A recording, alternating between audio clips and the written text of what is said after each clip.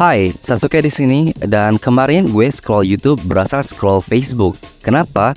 Karena gue lihat sebuah clip di mana si Muna ditanya sama viewersnya, "Hamilkah Moon?"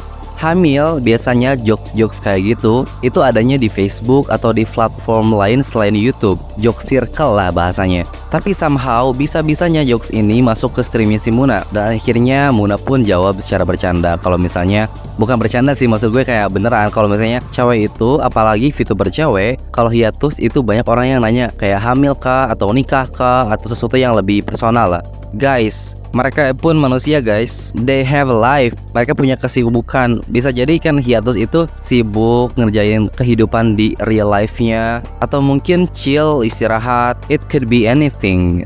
Tidak hanya hamil gitu. Kalau cowok gimana dong? Kalau cowok hiatus gimana dong? Dan let's say lah kalau misalnya si Muna beneran hamil, ya so what gitu maksud gue. Asal kalian tahu kalau VTuber itu mereka ada yang udah punya anak loh. Banyak loh yang udah punya anak. And that's not a problem at all. That is not a problem at all. Guys, belakangan ini gue itu sering introspeksi diri. Kenapa? Karena banyak orang yang ngomong, "Sasuke, kok channel ini kamu selalu membela VTuber? Kamu bias ya? Karena kamu penyepong anime, karena kamu penyepong VTuber, kamu selalu membela VTuber." Guys, yang disepong itu bukan anime, yang disepong itu bukan VTuber, tapi yang disepong itu adalah, ayo kita jawab bareng-bareng. 3, 2, 1. Titit ya. Si Ayunda Riso ngomong kayak gitu, anjing gue kaget banget sumpah ini klipnya. Guys, aku penyepong anime, respong mah titit bukan anime anjing. Maaf guys.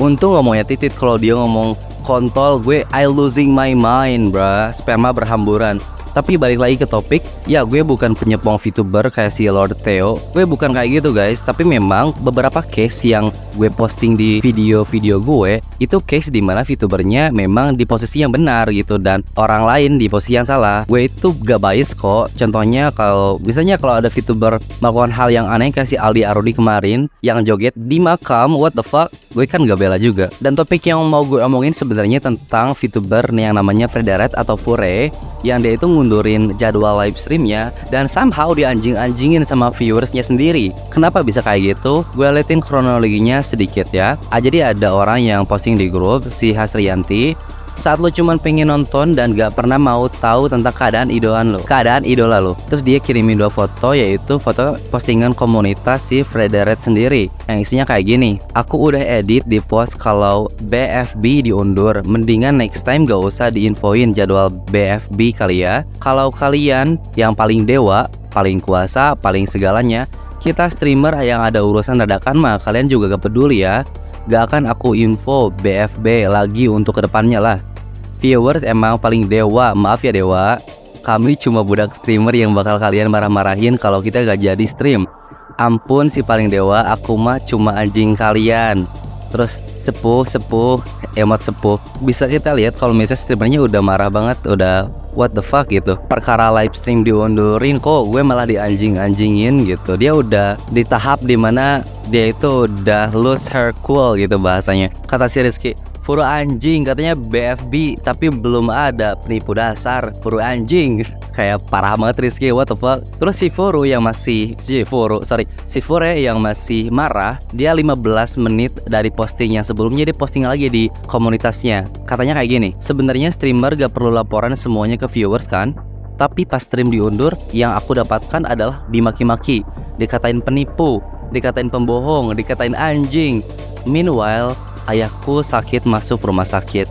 Keren memang kalian, tepuk tangan." Ya terus dia kayak liatin bukti kalau misalnya bukan bukti juga sih, dia cuman ngeliatin chat di Discord kalau misalnya ayahnya memang lagi sakit, dan orang-orang kayak ya semoga sembuh ya dan lain-lain. Terlepas kalau misalnya si Fure itu bohong apa enggak, atau beneran ayahnya lagi sakit, apa dia cuman nge-like doang, mungkin dia lupa atau anything. Pantes gak sih lu kalau misalnya streamer idola lu, kesayangan lu, anything, Oshi lu, cuman ngundurin live streamnya terus lu anjing-anjingin? Pantes gak sih? Gue sebenarnya udah capek sih. Maksud gue di video-video sebelumnya gue itu kayak ngerosting orang-orang yang tidak sependapat dengan VTuber, atau ngerosting orang-orang yang benci terhadap VTuber. Gue udah capek guys. Jadi di video ini gue mau sedikit menganalisa lebih dalam lagi kenapa sih orang-orang bisa ngomong kayak gitu. Terus gue kayak connecting the dots sama pengalaman-pengalaman gue tentang orang-orang yang toksik kayak gitu. Gue menemukan satu jawaban. Jawabannya adalah anonymity. Jadi semakin orang itu ngerasa dirinya anonymous, itu semakin bakal toksik dia. Semakin bakal dia berbuat seenaknya. Pernah ada kan suatu eksperimen di mana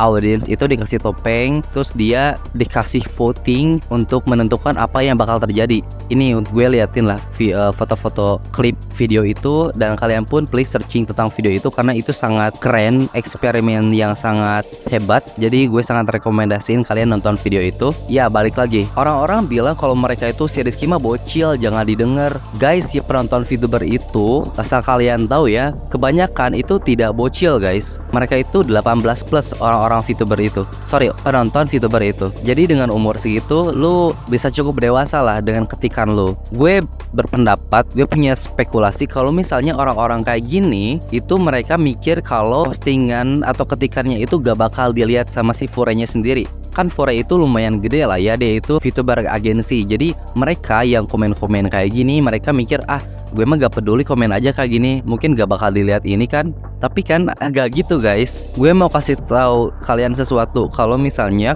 VTuber atau kreator-kreator gede itu lihat tahu komen kayak gitu tuh, cuman mereka gak respon aja, tapi mereka lihat komen itu. Jadi selama lu komen di postingannya mereka, lu harus ada etikanya. Lu itu tidak anonymous lo itu. Itu kenapa gue bilang kan kayak tadi, semakin anonymous seorang pasti semakin gila dia di internet. Lu tahu gak sih kalau misalnya lu masuk ke diskusi low-cow atau misalnya suatu diskusi yang mengizinkan lu untuk menjadi anonymous, itu orang-orangnya gila-gila banget. Kalau misalnya lu masuk ke 4chan atau anything lah yang bisa anonymous, n-word di mana-mana, ketikan kasar di mana-mana, rasis di mana-mana. Itu tuh kayak nunjukin dark side-nya seseorang, dikeluarin semua sampah-sampah dari orang-orang tersebut di ketikannya. Dan sebenarnya untuk gue sendiri, gue gak lihat juga sebenarnya VTuber agensi itu, VTuber yang jadwalnya selalu posting jadwal setiap hari, gue gak terlalu lihat itu. Jadi sebenarnya gue sedikit gak relate. Tapi gue mikir kalau misalnya cuman perkara ngundurin jadwal doang, masa sih anjing separah ini backlashnya? Iya, dan balik lagi karena gue gak lihat dan gue kurang relate sama